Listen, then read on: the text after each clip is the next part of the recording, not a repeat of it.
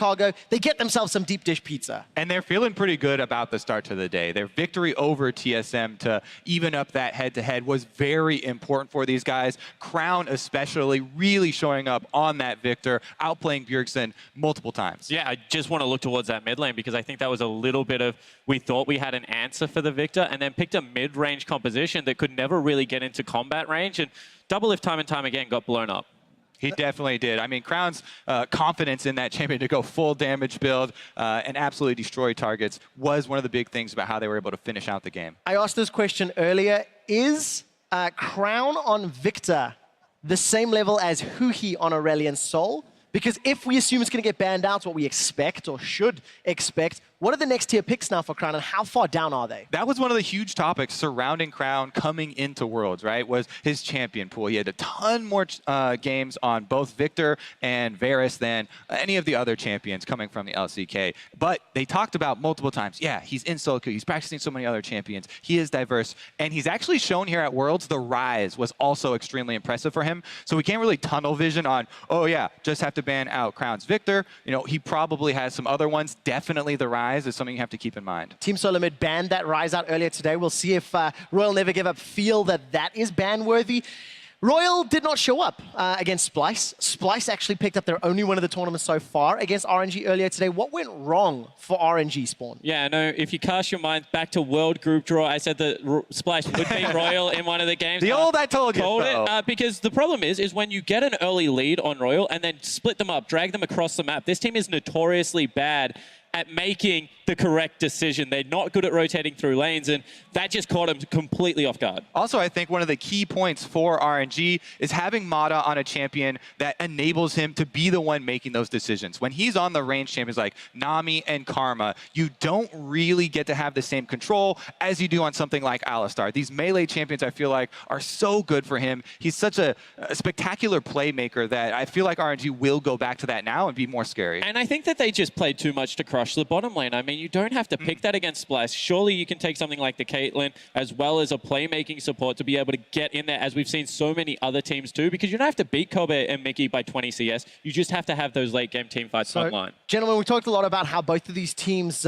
played earlier in the day. What is going to happen in this particular matchup? We're about to jump into pick some bans. Kobe, where do we expect? I mean, Victor, Rise surely have to be on top tier for RNG. So obviously the mid lane has been extremely important as far as pick bans during the World's group stage. And that seems like the area to focus, especially against this team. But already, you know, Lee Sin, also a bunch of junglers have shown up very big on that champion. And MLXG is one of those guys who can play it to the peak of the champion's potential. Yeah, he certainly can. I also think that both of these mid laners have 2 or 3 champions that they're just much better than the rest of their champion pool. Not that they have shallow champion pools, just, you know, the likes of Syndra for Angel Beats or Xiao, who is so much better than the rest of his pool. All right, so Samsung banning out 2 of the powerhouse mid lane champions, the Syndra and the Aurelion Sol, which, you know, Crown has not really shown on. So they're definitely looking to focus on that area. Xiao, who did show that 1 game on Aurelion Sol, and not going to be the option for them here. But also with 2 jungle bans, you would expect the Elise and the Rek'Sai to be traded. Yeah, you certainly would. Or we've seen MLXG already go towards the Olaf. If they go and early pick Elise, maybe you try and out-tempo with the Olaf. Very quick farm and also jungles quite well at 6 against it. Here's the thing about Olaf. Like, I really do love the champion. I think it is very good, especially in the early game. But a lot of the teams don't realize that the threat of Olaf in the late game pretty much comes entirely from extra speed boost on the team. Like, Olaf is a champion that when you pop your ultimate, yes, you are immune to crowd control, but you need extra speed to have that threat on the back line. You know, we need a Sivir or a Karma. Karma's already banned out, so that would kind of, you know, diminish the options for the rest of your champion pool. And the ultimate is kind of a double-edged sword, because you need it for the breaking CC, but you also need it for the AD to assassinate that AD carry. Exactly. Like, that's why the champion can look very, very good and very, very bad. I still think it is, you know, there are proper uses for it, and I think it can be used well, but we will wait to see till the pick ban fills out here, as the Caitlyn, extremely high priority for a lot of those bot lanes. You said, you know, a lot of the bot lanes are focusing on, you know, winning in the CS, and the Caitlyn traps have also been a huge asset surrounding the objectives. And that's going to allow Samsung Galaxy to maintain any sort of advantage they get early game. It is a Rumble Rek'Sai combination here for RNG. Not going to be the Elise or the Olaf that we're talking about a lot. Very quick lock-ins. Olaf and and Victor for Samsung Galaxy. So starting to see the team compositions pulling together. Now, Xiao, who's played against Victor very often, that's a big pick in the LPL, and it's also one of his big picks. Not surprised that they get insta-locks off the back end of this because they do value the Malzahar incredibly high, as well as the Ezreal for Uzi. We've seen him play it once. It was an absolutely stellar game against Splice. So this lineup right now is rounding out well for RNG. My big concern is the Rumble pick, because when you do that, you force Cuvée onto Kennen, and that has been his best champion. Why are you forcing him onto it? Yeah, forcing him onto Kennen is an interesting way of putting it. Definitely really have liked the dedication that he had, practicing a bunch in solo queue, putting in the time on that, and it's a big part of why they're even here at Worlds in the first place. Ooh. Now this was There's banned. the ban, yeah, that we saw earlier. Maybe some of that scrim intel or some of it got out, but the Zyra is picked up here. Talk about winning lane. Caitlyn and Zyra, one of the most annoying poke lanes down bottom. So much damage potential. But that is a gauntlet thrown from a very new AD carry support combo, and if he goes with Alistar kill threat, if he goes with Nami sustain threat. There it is. This is actually what I want to see from both supports. Mata, if he locks in this Alistar, that's what we're talking about, the melee champions for RNG, to be able to have that playmaking ability, especially with a carry top laner like the Rumble. Rumble will do a very similar thing and, has the zone control that you can match up with the Rumble. Both those ultimates, very good at fighting in the jungle. But Core JJ, let me just talk about this one more little time spot. I see you trying to tap in, but Kiwi Kid is one of the original support Zyras this season, and Core JJ did play a lot with Kiwi Kid very closely. He's seen firsthand the potential that this champion does have in the bottom lane. said it earlier. It's that ex-Dignitas talent showing up here. That was props, dude. Come on. Give credit where credit's One thing due. I will say, if you did watch the Kiwi Kid game, in the end he was like a 6-item mage, pretty much running around the way we've seen Lecrit. Went full damage on this champion. I have to say, it is one of the funnest things to watch because it's very important to get bush control with that combo as well. As impressive as it can seem at times, it can also fold very quickly. If MLXG gets down there very quickly, they're pushing up, they don't have all the spots warded, which is extremely difficult versus Rek'Sai, especially early on in the game, and being on that blue side. So I'm very, very, very, very excited for that match. I think it is going to be the volatile lane, but you have to hit on Marta's Braum, because Mako had an interview where he was like, Marta can't play Braum in the lane. And everyone was like, why? And he was like, it's simple. He just can't hit the Q. I don't know what it is. He's great on all other skill shot champions, but the Braum Q just evades him. And I think that the only way you win this lane is hitting multiple Qs on Braums, multiple poke on Ezreal, and then getting the Rek'Sai down there. Winning the lane versus Caitlyn Zyra, those are very strong words. The Sport. only way. Exactly, because it's a risk. If you win the lane versus Caitlyn Zyra, it comes from Rek'Sai coming down and Braum going in with the Q flashes and hitting them. If he misses those, they die. And trust me, Marta and Uzi do not play to go equal in lane. Ladies and gentlemen, we have our first support Zyra of Worlds 2016 in the hands of Samsung Galaxy on the cusp of qualifying for the quarterfinals. All that stands in their way is Uzi, Marta, and the rest of RNG. But they've got very strong lanes here that could work out in their favor. We've heard time and time again, RNG do not play well from behind. They do not play well when they're under pressure, and there's a lot of champions to apply pressure. I think that is a very good point to bring up because week one, we were talking about RNG and we were like, oh my goodness, the way they beat TSM, they were so much more controlled. They actually, backed off of losing scenarios, but today they have been very headstrong and a little bit too risky. See if Samsung can actually punish them for that though. The risk out of RNG's play is that they don't gracefully lose. They don't sit there and allow you to accumulate a gold lead. They're going to fight you. They build themselves back into game through very, very risky team fights, and that went the opposite way in game one versus Splice. See if they go out in a blaze of glory, or if they even it up and make the top half of this group, or actually just the entire group. Look, if RNG win, Catch it on remains fire. a three-horse race. There are so many possibilities, but it still boils down to the remaining games and whether or not Splice will play spoiler. Samsung Galaxy want to avoid that. They just want to lock in that spot, guarantee at least a top 8 seeds. All right, so as we've been, really concentrated on the group and all the implications here as the day winds down, we did have some early vision also placed here. This is incredibly important for RNG because you expect the Olaf for the quickest clear to start on the blue for the extra mana and cooldown reduction, but he does have options. You don't have to start there. So they've confirmed this is topside blue start here from Ambition. And we were talking about MFG and the possibilities of his early influence. You know, that's where a lot of people fell in love with this jungler, right? Where the days of his red starts into level 2 ganks and the very creative paths. So looking to see something special from him. A lot of poke already going down. Mata and Uzi on the back foot at early level, as to be expected in terms of this matchup, but Mata and Uzi moving forward. It certainly is, but how patient can this duo be? Because you can see already they're walking back up and they get some return poke themselves. Braum is such a volatile lane, especially with that exhaust. If you jump onto a melee creep as the support walks up, you can get the exhaust down and get a lot of damage on. All right, there are a lot of tricks with Braum to try and make sure you land those Qs. The bush control, jumping to the creeps for Taxi, Q flashing, making sure you get that auto in there. And they're going to have to bide their time, you know, until they have that extra kill support, because side lane bush control is not going to be there in the early game. And there's always the chance that the enemy jungler, if you haven't seen them, are waiting. Look at the mid lane. Enemy jungler from Samsung Galaxy. This is MLXG waiting in the mid lane. Crown decides not to overextend. Here comes MLXG. Flash is available. Will they trade it? Xiaohu's going out. Malefic Visions is tagging for the damage. Now, Getting it away. You may think, why wasn't he more patient, and why did he go right at that moment? If you also watch what RNG are trying to do there, the cannon minion just went down. So even though that gank resulted in no summoners, or actually did result in a summoner, the ghost was also blown. It also resulted in denying a cannon minion and a decent amount of damage there onto Crown. So that was a very successful gank, actually, in my book, even though it was not flashy. But at the end of the day, the investment is still quite high, because now with the push in bottom lane, push in mid lane, you can pretty much invade if you are Ambition onto that blue buff, and you can see that they're going to contest right now. Yeah, if you look at their Ambition was just chased out. Wow, deadly spines as well. Uzi chunked below 100 hit points. Ruler and Core JJ ruining Uzi's life. Somebody heal as well. All right, there we go. We return to the invade here that Ambition had underway, does come away with it, has the level lead over MLXG as well, and they've got side on him as well. He's being hunted at the moment.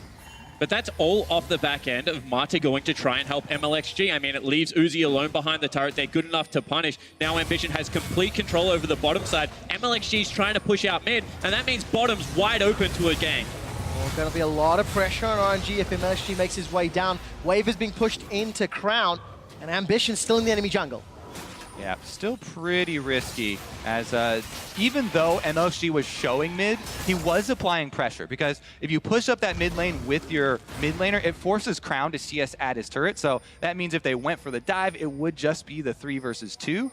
Oh man, look at this wraparound though. This is exactly what we talked about, the all-in from the... He missed! He can't hit the Q! Set that up in lane, no slow, no CC to follow. Honestly, it still would be fairly risky even if they did hit it. This is a full summoner Caitlyn Zyra duo, so everything does have to go perfectly for that to work in the end anyways. And one of the worst things that would definitely blow up in the game is if you try and gank that powerful damage output of the Caitlyn Zyra and you mess up that gank this early on. But I feel it's worth the risk, because they're 600 gold behind in a laning phase, and you expect Uzi and Mata to win, so you have to be able to throw that out. Hit your Qs then, bud.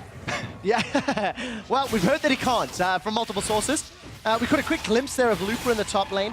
Still sitting in lane 36 CS to 34 for Cuvée, approaching their ultimate status. And of course, teleport is available for Looper, so he should be able to back. But look at the itemization differences. Yeah, so the big thing here is that they actually burn the teleport because they know that RNG wants to play around bottom lane, and with teleport, Echo has priority in this lane. So now Looper has to match, and now it becomes that war of attrition between the Echo and the Rumble. And this is a lane, you know, both melees here that can be tipped very heavily by the jungle. I just want to revisit Ambition, because Ambition is a guy who's worked so diligently to get here. You know, after 5 years, finally at Worlds, he is crushing in the jungle matchup. Almost all of the gold lead is on Ambition, almost over 400 right now in comparison to MLXG, and he's 2 levels ahead. Olaf with ultimate, he can actually just crush right now. He's got Ghost ready, and any lane that gets pushed in, or any lane that SSG have priority in, he can visit and go for a dive. Ambition also picked up an early pair of Lucidity boots, going to get around, throw out even more undertows, potentially more Ragnaroks. Pressure on his side. But as it stands, none of those lanes are targets just yet. RNG under their towers, Got to be very, very careful. There he goes. Now who's got the passive up? It's a 2-on-2 battle. Ambition going to keep running. Call of the Void silences him. Here comes Mata. That chair tags. Ambition's running for his life. Ghost and Ragnarok is up. Flash forward. Now the cross was too late. Xiaohu's caught. Here comes Core JJ. Xiaohu's running for his life. The Malefic Visions burning down Ambition. A flash forward. The lost zap. And it's Crown with first blood. The final second of the Ragnarok actually breaks a tether, and that means that Xiaohu comes up empty-handed. I got no words for you there, Spawn. That was rushed from Xiaohu, and it cost him his life. It cost him the first blood, but up top. And let's see who comes away worse for wear. Lupa threw down the equalizer, is about to overheat. Cuvee still got access to that chrono break and not going to get needed. He's forced Lupa away. No summoner spells blown. Advantage, Samsung Galaxy. Definitely costly mistake here. Let's have another look. It was a great punish because Mata roams first, so they have advantage, but there is no reason to do that early. And Xiaohu pays the price for it here. It went over to Crown as well. Crown's Victor, we just saw him be a hard carry for Samsung. He definitely has the confidence, and now he's got the gold to back it up. And this is what I'm talking about, the inability to lose the early game gracefully. That is a forced play. You can take the Ghost, you can take the ultimate, back away scot-free, and reset up your gank on mid lane because you know the counter gank is much harder. Instead, they roll the dice, and now they're getting punished everywhere. I clenched. A little bit of damage. BF sword for Rula. Mata manages to escape with his life. No summoners. And Samsung Galaxy, plus 1,600 gold, got themselves first blood. Looking at those item differences, as if Uzi didn't have a tough enough time. Now he's got Pickaxe Tier into a Zyra Kate BF, and he's going to lose his tower. Exactly. The Zyra support takes its toll. Constant pressure there. First blood, first turret, and SSG with a huge, huge lead here. They're just looking so clean and controlled. This is how Samsung Galaxy took Team Solo mid down in the early game.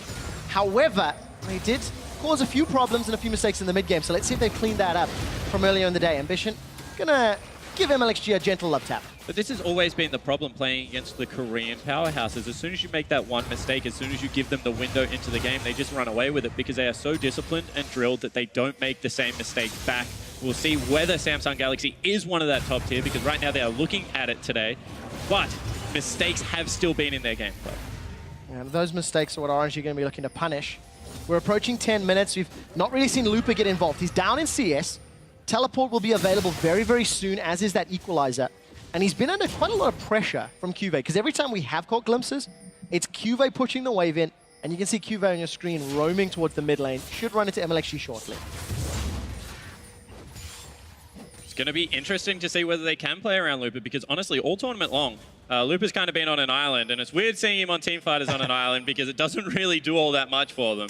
Also, if we look across the side at, transitioning into the team fight phase, what Looper's going to be playing against from SSG, Samsung have this Caitlyn Zyra combo. It's also very good at anti-dive and dealing with melee carries. Zyra and Caitlyn have the possibility to chain so much CC. If you land one of the snares, traps go down as well. Zyra ultimate also does a lot to against again. Oh, here we go though, the dragon and they want to fight teleport into the bottom lane. Lupa's coming from the lane. Mata misses yet another chair. Core JJ sidesteps. Teleport from Cuvee. He should be able to cut off Lupa. They've already killed MLXG. The dragon secured by Samsung, and Lupa's the next target. Looking at the minimap, Samsung want more. They're looking to run him down. Ambition doesn't get the undertow, and Uzi forced to arcane the way. Stand behind me, Mata yells, and RNG feel they can go forward. They're gonna bite off more than they can chew. They've been routed. They've been killed. Uzi flashes for life. Cuve's chasing for more. Xiaohu might be able to get away. Time winders up. Chrono breaks available. Phase dive. Cuvee survives. Chrono break backwards. Malefic Visions doesn't kill him. Samsung have everything. Samsung are absolutely routing RNG. They take the Drake. They take the kills. This game, now all they have to do is put the vision up. All right, let's take another look at this, though, because he gets snared up there on the edge of the gravity field, I believe. But all of that fight starts because a missed chair comes through, and now Lupa's caught off, does a team thing, tries to ult the 3 members whilst he is dying to give the team a fighting chance. But honestly, this is just an overextension and a fantastic punish coming through from Samsung.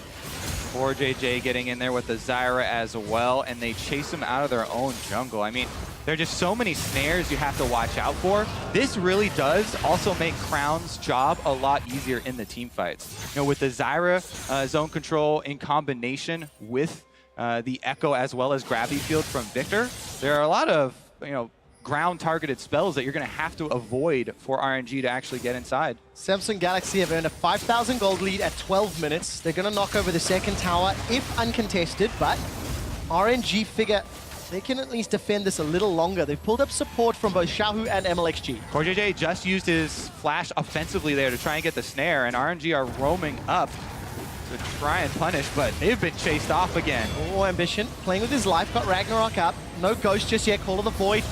Gonna do too much. Mata throws up the Unbreakable. The rest of RNG, 5-man party in the top lane, and Cube uncontested in the bottom. Look at the other two lanes. This is just really, really sloppy play coming out of RNG. All of a sudden, Rek'Sai has to try and defend cross-map. Mid lane has just been uncontested free farm, and RNG, they're getting desperate. They really are. Oh, Mata steps to the trap, but it's Uzi the target. Hey! Long range damage. Lupus coming in from the side lane. Cuvée gets a tower. This is coming apart at the seams. RNG have simply no reply to what Samsung are doing. JJ with the Dignitas flavor. 2 kills on the support now. Able to land the double snare. They take the turret afterwards, and this is getting out of control. Yet they take the turret afterwards. This isn't getting out of control. This is out of control. I mean, everything has fallen apart for RNG right now, and they're still looking for desperate plays. Oh, they really are. But fire beats grass, and JJ gets burned down. Well He's played, in the Pokemon jungle. Master. Yeah, that's right.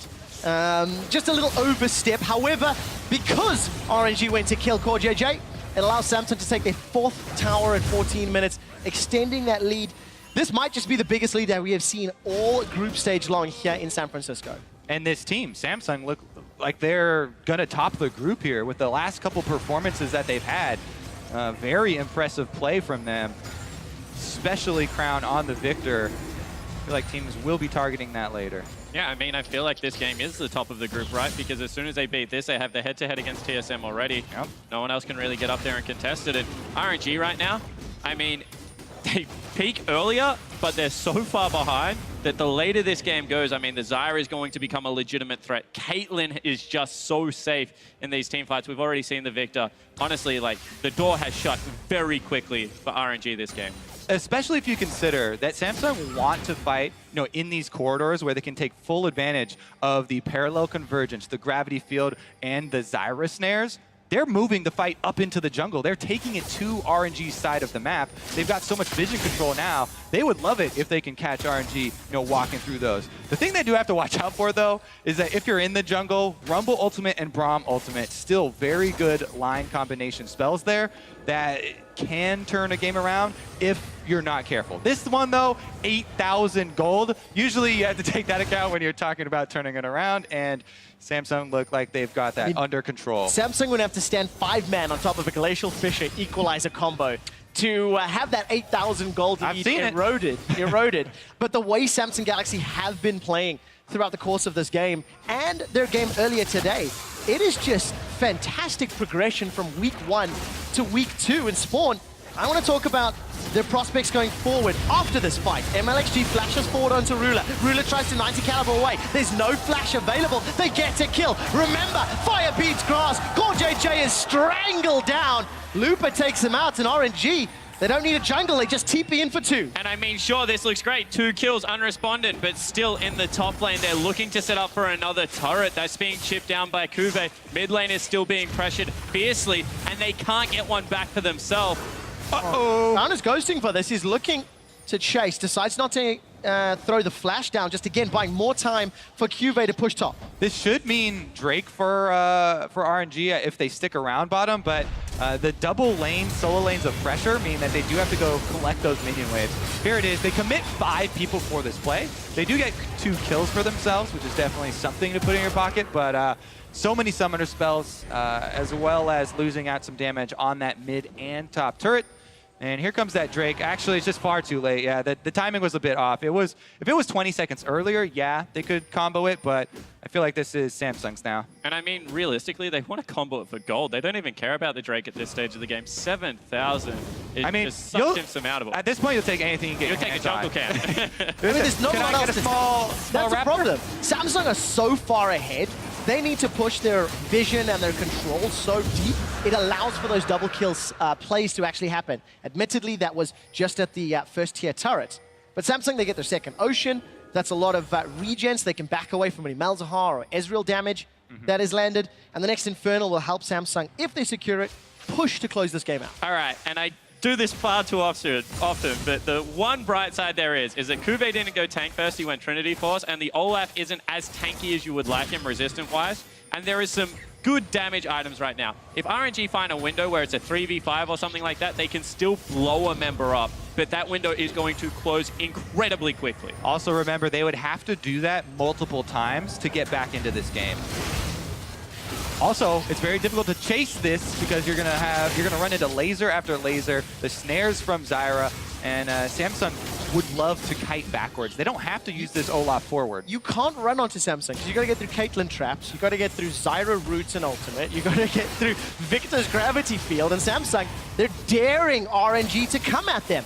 Just keeping the chip away at this inner turret, looking at MLXG, no flash available, looking to tunnel under a Galaxy member. Ruler flashes away, still gets knocked up. Equalizer's not great, Stranglethorns blocks off any further engage. Royal are running for their lives. Ambition takes a lot of damage, but look at Xiao, he's being chunked down. Chaos Storm takes him out. Ace in the old fired, so that's a cooldown blown. Look at the damage onto Uzi with that last tick. Samsung get two, phase dive the tower, they'll get the tower as well. And as Rusty says, this team loves to roll the dice, but it just is not coming up their number today because Samsung too good. Kite back, disengage the fight, and then re-engage at the perfect moment, taking down multiple members and getting the objective. It's so difficult for RNG because they can't split push, they can't team fight, they have to hope for an error from Samsung, and they're not giving it to them. You can see constantly Caitlyn traps all around the perimeter here. Great disengage there. That was an example of Core JJ with the Zyra ultimate. They're able to get him with the re-engage as well, and Ambition even recalling right there around the other side of the wall, so no vision. Here it is, though. Yeah, so let's take another look at this. They feel if they hard engage, they can blow up one of the damage sources, but a good flash, good net, and then that big Zyra ultimate cutting off the entire zone that you want to chase through. And as soon as Kube joins this fight, it's a 5v5, you need to back out. Exactly. I mean, the key there, Zyra ultimate buys time for teleport to come in. They even the odds. And Xiaohu forcing it a little. Uzi also, that's fairly uncharacteristic to see him, like, just kind of walk into enemy crowd control like that, I guess. But isn't that 2 games today now that Uzi's just been a little bit off his game? We expect a higher caliber of play for one of the world's best AD carries, especially when their back's against the wall. For RNG, a win here keeps the top seed open. A lose here means that they're most likely going to be playing for second. Yeah, 100%. I mean, now the winner of the TSM RNG game is so important for how this group plays out. One more thing I want to point out about RNG. They're a big Desperation Baron team. They do have a Malzahar. Expect them to start that up at some point to try and claw their way back in. It means you have to run through choke points. It's not going to be effective. They're way too far behind, but that's generally how they lose games fast. Well, 20 minutes and 5 seconds on the clock when that Baron discussion started, Spawn. That is how far ahead Samsung are. This has been one of the most impressive stops. You know, it's so coordinated, it's so well played by Samsung. Actually, at 15 minutes, Samsung had the largest lead of all the games at World that we've seen, this World so far. So this was the largest early game lead of any team thus far. And unless I'm horribly mistaken, Samsung was a team that was not projected by many to get out. That's a lot of damage onto Xiaohu. MLXG's caught out. Stranglethorns not going to knock anybody out with a run forward. Chaos Storm, Tick, and Crown gets one more laser. That gets the kill in MLXG. But look how respectful Crown is. I mean, a little bit of a turnaround. Sorry, hold on. Cube is not respectful. He's inside the base of Royal. The Crown burns double summoner spells to just disengage that slightly, lets the Olaf run it down. This is incredibly disciplined play, and at 21 minutes in, it's going to mean a Baron. Very likely, unless Uzi gets a miracle Ezreal. That would be blind. This will be blind. Will it happen? Will it happen? No, it will not. Samsung, clean Baron. 14,000 gold. Definitely true. That's how you do it. Pick off the jungler, have a pink ward and sweeper inside of the Baron, make sure there's no vision inside, and they're able to take it without RNG. And this is what I mean. Xiaohu, he burns one summoner spell, burns it late. Straight away, Crown is out of there, then he's following up. Yeah, unlucky there for MLXG. Rock walks into the ultimate that was already sitting there from Crown, and that is going to be the quickest Baron of Worlds 2016. So the quickest the everything. largest 15-minute gold lead. The earliest Baron at 21 minutes, 15 seconds. Now we need to see if they can close the game out as efficiently and quickly, because they have Baron, they have the tools. They even have the option to go under tower, thanks to the amount of disengage they have, though obviously it increases the risk factor against a Malzahar Rumble combination. And the tank items have come in now. I mean, double Spirit Visage. Now you're sitting on Giant's Belt as well for the Olaf. He can run underneath that turret with the ulti. There's no way you can really keep him out. And honestly, the raw damage numbers that is going to follow up. I mean, Core JJ is arguably stronger than Looper at this stage of the game. It's just going to be so hard. All right, listen, gentlemen, I've got a bit of a head for numbers now. The timer for pole position for fastest game at Worlds is 25 minutes, 32 seconds. So they need to get 25:31 to set the fastest game. And that was RNG stomping Splice. On your marks. That's it. That's the timer that we're looking for. Keep your eye on the top screen. Samsung Galaxy sieging 3 lanes at once with Baron, and they're on track to beat that record if they can survive the fight. Strangle Thorns, gonna knock up 3. That's a dead Xiaohu. MLXG's gonna get killed. Here comes Cube from the side. Not gonna get a stun up, but Ambition from behind. He's looking for Uzi. Ruler is gonna ace him the hole down. Looper gets the kill. Ambition is Ragnarocking and Ragnarolling, but Uzi survives with his life. The base is opened up. The rest of Samsung Galaxy, they take down the top tower. They take down the top inhibitor. They still have a minute and a half to beat the record. They're setting their sights on Nexus. What does this tell you about the Samsung Galaxy lineup? Able to do what RNG, what they did to Splice, and destroy them. They are doing it. The Nexus turrets are falling. There's no support from Royal. Never give up. And Samsung Galaxy win the fastest game of Worlds 2016.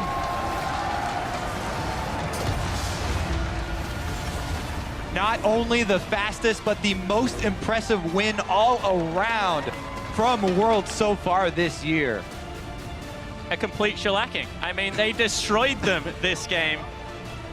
That was as one-sided of any game of League of Legends you will ever watch. And you can see it on Uzi's face. They had opportunities in the bottom lane specifically, but just could not get it done.